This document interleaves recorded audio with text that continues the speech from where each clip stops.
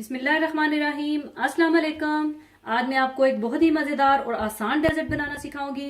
और जिस मुल्क में मैं रह रही हूँ यानी स्विट्जरलैंड, जिसे दुनिया की जन्नत भी कहा जाता है, यहाँ की ये बहुत ही पसंदीदा स्वीट डिश है। और ये बेसिक फ्रेंच डेजर्ट है, यानी फ्रांस की स्वीट डिश है, जिसे फ्रेंच में crème brûlée कहते हैं, यानी जिसका मतलब है बर्न्ट क्रीम। और खासकर दावतों में बनाने के लिए ये बहुत अच्छी रेसिपी है, क्योंकि नॉर्मली दावतों में तो हम हलवे, खीर, गजरेला या फिरनी वगैरह तो हम बनाते रहते हैं, लेकिन अगर हम कुछ अलग आम रूटीन से हटकर बनाएंगे तो मेहमानों को भी महसूस होगा कि कुछ नया है। तो इसको बनाने के लिए हमें चाहिए होगा लिक्विड क्रीम हाफ लीटर, जो कि आपको आसानी से किसी भी मार्केट से मिल जाएगी। 4 अदद अंडों की जर्दियां, चीनी 70 ग्राम, जो कि तकरीबन 4 टेबलस्पून के बराबर होगी, और वनीला बीन्स। और अगर आपको वनीला बीन्स आसानी से ना मिले तो आप इसकी जगह वनीला एसेंस या वनीला शुगर 1 टीस्पून ले सकते हैं। और इसके अलावा अलग से हमें ब्राउन शुगर चाहिए होगी crème brûlée के ऊपर डालकर कैरामलाइज करने के लिए। और अगर आप व्हाइट चीनी का इस्तेमाल करना चाहते हैं तो आप व्हाइट चीनी ले लीजिएगा, जो कि 60 ग्राम ब्राउन शुगर है, जो कि तकरीबन 2 से 3 टेबलस्पून के बराबर होगी। और जिस चीज के साथ मैं ब्राउन शुगर को कैरामलाइज करूंगी वो है ब्लो टार्च। ये आपको किसी भी बड़े स्टोर से आसानी से मिल जाएगी। और अगर किसी वजह से आपके पास ब्लो टार्च नहीं है तो वो तरीका भी मैं आपको बताऊंगी कि आप किस तरह से शुगर को कैरामलाइज कर सकते हैं। और इसके अलावा इस तरह के रेमिकल्स चाहिए होंगे, इन्हें आप ओवन में रखकर बेक कर सकते हैं और ये अनब्रेकेबल होते हैं। और नॉर्मली crème brûlée इन्हीं रेमिकल्स में सर्व की जाती है, लेकिन अगर आप बड़ा वाला बेक प्रूफ बर्तन लेना चाहते हैं तो आप इसमें भी बना सकते हैं, लेकिन कोशिश ये कीजिएगा कि उसकी हाइट ज्यादा ना हो। या फिर आप एल्यूमिनियम के इस तरह के कप्स में भी बना सकते हैं। सबसे पहले आप अंडों की जर्दियां और 70 ग्राम चीनी को मिला लें।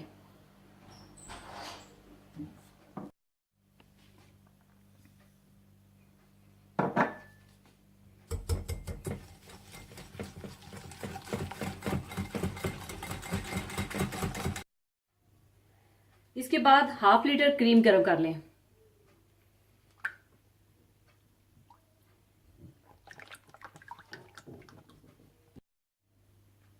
और साथ ही आप वनीला स्टिक को काट कर इसके बीज निकालकर क्रीम में डाल दें।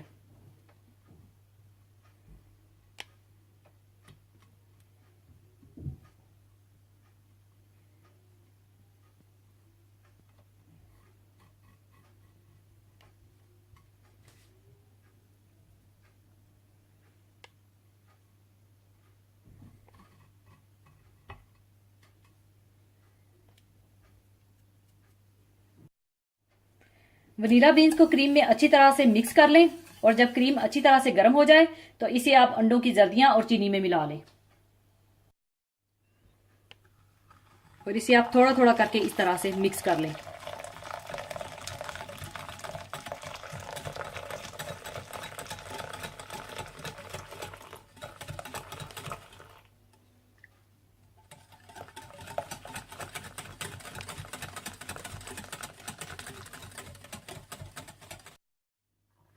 और अब आप ओवन को 120 डिग्री पर प्रीहीट कर लें और इस मिक्सचर को इन रेमिकल्स में डाल दें।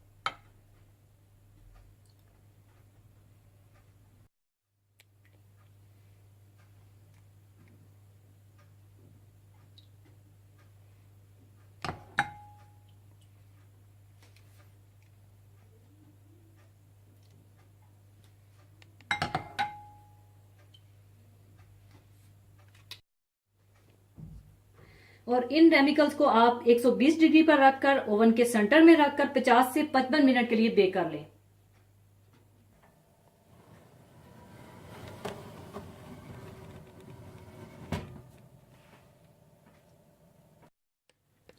पूरे 55 मिनट बेक करने के बाद आप क्रीम ब्रूले को निकाल लें।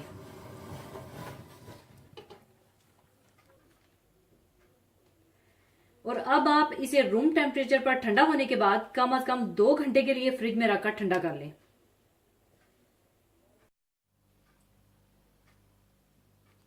अच्छी तरह क्रीम ब्रूले को ठंडा होने के बाद अब मैं ब्राउन शुगर डालकर ब्लो टार्च की मदद से कैरामलाइज करूंगी।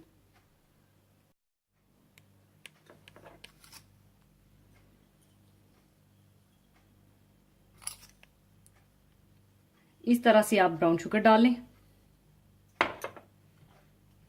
और इस तरह फैला लें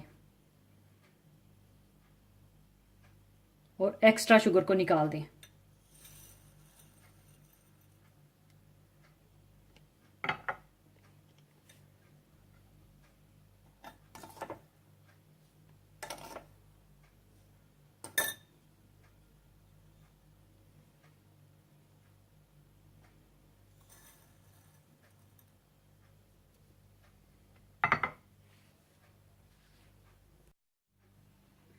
ब्राउन शुगर डालने के बाद आप ब्लो टार्च की मदद से आप इसे कैरामलाइज कर लें।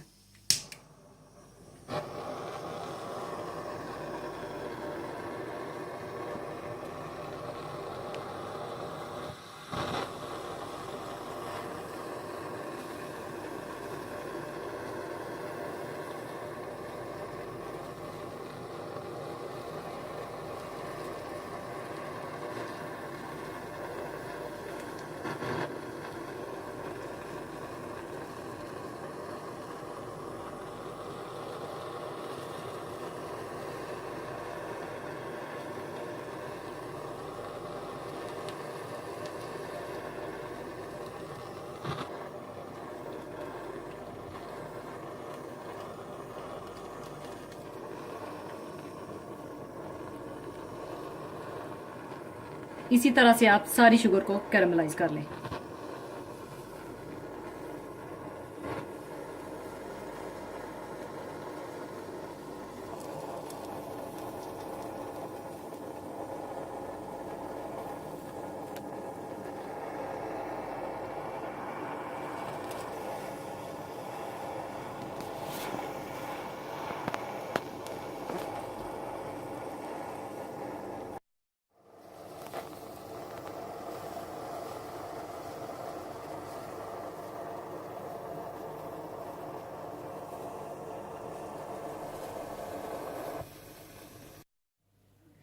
लीजिए, क्रीम ब्रूले तैयार है, जरूर बनाइएगा। और अगर आपके पास ब्लो टार्च नहीं है तो आप शुगर को किस तरह से कैरामलाइज करेंगे, वो इस तरह से कि ओवन का जो ऊपर का हिस्सा होता है आप इन रेमिकल्स को बिल्कुल प्री हीटेड ओवन के ऊपर वाले हिस्से के करीब रखेंगे तो शुगर आपकी कैरामलाइज हो जाएगी। लेकिन जो सबसे बेस्ट और मजेदार क्रीम ब्रूले होती है उसके ऊपर से अगर आप चम्मच को टकराएंगे तो आपको क्रंच की टक टक की आवाज आनी चाहिए, जो कि मैं आपको अभी इसी तरह से करके दिखाऊंगी। ये देखिए, इस तरह से आवाज आनी चाहिए।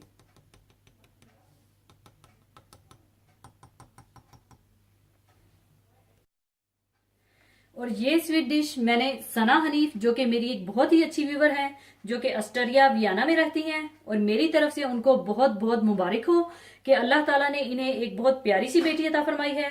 और आज जो मैं हदीस शरीफ शेयर करने जा रही हूँ वो भी बेटियों से ही रिलेटेड है। और हदीस शरीफ इस तरह से है, हुजूर सल्लल्लाहु अलैहि वसल्लम इरशाद फरमाते हैं कि बेटियां बहुत बड़ी नेमत हैं क्योंकि इनकी परवरिश पर जन्नत का वादा है। यानी जिसकी 3 बेटियां या 3 बहनें हों या 2 बेटियां या 2 बहनें हों, इनकी अच्छी तरह परवरिश करे और इनके अदाए हकूक के बारे में अल्लाह से डरता रहे, इसके लिए जन्नत वाजिब हो गई। और बाज रवायात में आपने 3 बेटियों और 2 बेटियों की परवरिश पर भी जन्नत की बशारत दी। तो किसी ने अर्ज किया, अगर किसी के एक ही लड़की है तो आप सल्लल्लाहु अलैहि वसल्लम ने इसको भी जन्नत की बशारत दी। अगर ये नेमत ना होती तो इन पर जन्नत का वादा ना होता। मालूम हुआ कि ये सबब नजूले रहमत हैं, लिहाजा जिसके घर बेटियां पैदा हों वो खुश हो जाए, हरगिज दिल छोटा ना करे और इनको नेमत समझे, जिनकी वजह से जन्नत मिल जाएगी, क्या वो नेमत ना होगी? बस बेटी पैदा होने की खबर सुनकर जिसके चेहरे पर गम आ जाए, ये शायरे काफराना है, यानी काफरों जैसा काम है। क्योंकि काफिर बेटियों की खबर सुनकर गमगीन हो जाते थे और जमाना जाहलियत में बेटियों को लानत समझते थे कि दामाद ढूंढना पड़ेगा, इसीलिए जिंदा दफन कर देते थे। इसी को अल्लाह ताला ने कुरान पाक में फरमाया, जब जिंदा दफन की जाने वाली से पूछा जाएगा कि तुझे किस जुर्म में कत्ल किया गया, इन बेटियों ही से तो इंसान पैदा होते हैं, इनको हकीर समझना अलामते काफराना इख्तियार करना है। अल्लाह ताला इरशाद फरमाते हैं, जिसको चाहता है बेटियां अता फरमाता है और जिसको चाहता है बेटे अता फरमाता है। अल्लाह ताला ने इस आयत में बेटियों को मुकद्दम फरमाया, जिससे इनकी फजीलत जाहिर होती है। और हुजूर सल्लल्लाहु अलैहि वसल्लम ने इरशाद फरमाया, वो औरत मुबारक है जिसके पेट से पहली मर्तबा बेटी पैदा हो। लिहाजा बेटियों के पैदा होने की खबर सुनकर मुस्कुराओ और खुश हो जाओ और समझो कि घर में बरकत नाजिल हो गई। इस्लाम ने बेटियों को क्या इज्जत दी है, इसलिए बेटियों को नेमते उज़्मा समझो। इन ही से तो औलियाए अल्लाह पैदा होते हैं। और सबसे बढ़कर कि ये कि हमारे हुजूर सल्लल्लाहु अलैहि वसल्लम जो दोनों आलम में अल्लाह ताला के सबसे ज्यादा प्यारे हैं और वजह तख्लीक़े कायनात हैं, इनका नस्ब आपकी बेटी से चला। अगर बेटियां मुबारक ना होती तो अल्लाह ताला अपने सबसे प्यारे नबी का नस्ब बेटी से ना चलाता। मालूम हुआ कि बेटियां बहुत मुबारक हैं, इसलिए इनको हकीर ना समझो। बेटे तो बेटियां लाते हैं और बेटियां बेटे यानी दामाद लाती हैं। बाज़ औक़ात दामाद ऐसा लायक मिल गया जो बेटियों से भी ज्यादा खिदमत गुजार निकला। अलबत्ता अल्लाह ताला से बेटे के लिए दुआ मांगने में कोई हर्ज नहीं। इस नीयत से बेटा मांगो कि इसे आलम और हाफिज बनाऊंगा, ताकि वो अल्लाह वाला बन जाए, दीन का काम करे और हमारे दीनी इदारों को चलाए और हमारे लिए सदका जारिया हो। बेटियों के जरिए से एक और गैर इख्तियारी सुन्नत नाना होने की अदा होती है। हुजूर सल्लल्लाहु अलैहि वसल्लम नाना बने, दादा ना बने। लिहाजा जो शख्स भी नाना होने की सुन्नत अदा कर रहा है, वो अपने इख्तियार से नाना नहीं बना, बल्कि पहले उसके यहाँ बेटी पैदा हुई, फिर बेटी जवान हुई, फिर उस बेटी की शादी की गई, उसके बाद उसकी बेटी के यहाँ बेटी की शक्ल में औलाद पैदा हुई, फिर वो शख्स नाना बनता है। तो इन बेटियों के जरिए से एक गैर इख्तियारी सुन्नत नाना होने की भी अदा होती है। इसी के साथ मैं आपसे इजाजत चाहूंगी। अपना बहुत ख्याल रखिएगा, दुआओं में याद रखिएगा। अल्लाह हाफिज।